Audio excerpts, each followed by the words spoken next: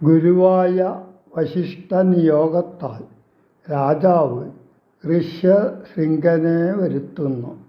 സരയൂ നദീതീരത്ത് യാഗം നടന്നു. ഹോമകുണ്ഡത്തിൽ നിന്ന് പായസം പൊങ്ങിവന്നു. കൗസല്യയ്ക്ക് പകുതിയും കൈകേയിക്ക് മറ്റേ പാതിയും കൊടുത്തു ദശരഥൻ. 2 പത്നിമാരും മൂന്നാമത്തെ പത്നിയായ സുമിത്രയ്ക്ക് അവരവരുടേതിൽ നിന്ന് പകുതി വീതം കൊടുത്തു.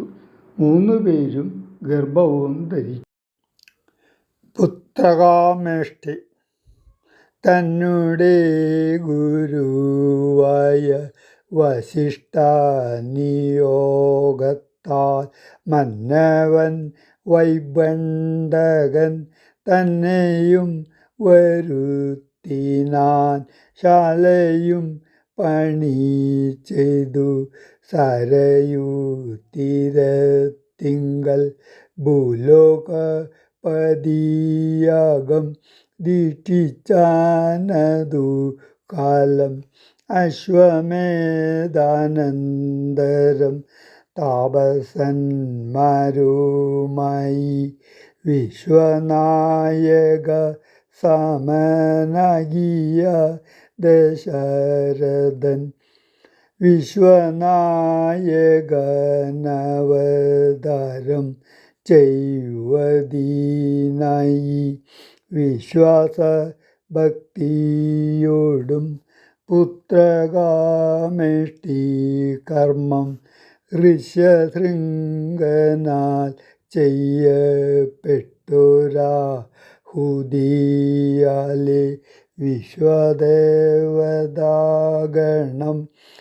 തൃപ്തമായതു നേരം ഹേമപാത്രസ്ഥമായ പായസത്തോടും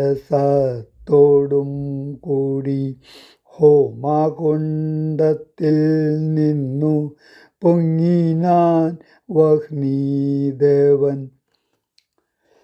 താവകം പുത്രിയമീ പായസം കൈക്കൊൾകനീ ദേവനിർമ്മിതം എന്നു പറഞ്ഞു പാവകനും ഭൂപതി പ്രവരനു കൊടുത്തു മറഞ്ഞിതു. താപസാജ്ഞയാ പരിഗ്രഹിച്ചു നൃപതിയും ദക്ഷിണ ചെയ്തു നമസ്കരിച്ചു ഭക്തി പൂർവം. ദക്ഷനാം ദശരഥൻ തൽക്ഷണം പ്രീതിയോടെ കൗസല്യാദേവിക്കർഘ്യം കൊടുത്തു നൃപവരൻ. ശൈഥില്യാത്മനാ പാതി നൽകിനാൻ കൈകേയിക്കും.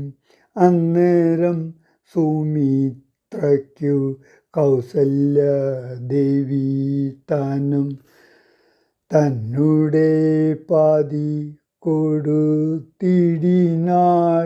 മടിയാതെ. എന്നതു കണ്ടു പാതി കൊടുത്തു കൈകേയിയും. മന്നവനതു കണ്ടു സന്തോഷം പൂണ്ടാനേറ്റം. തൻ പ്രജകൾക്കു പരമാനന്ദം വരുമാറു ഗർഭവും ധരിച്ചിതു മൂവരും അതു കാലം.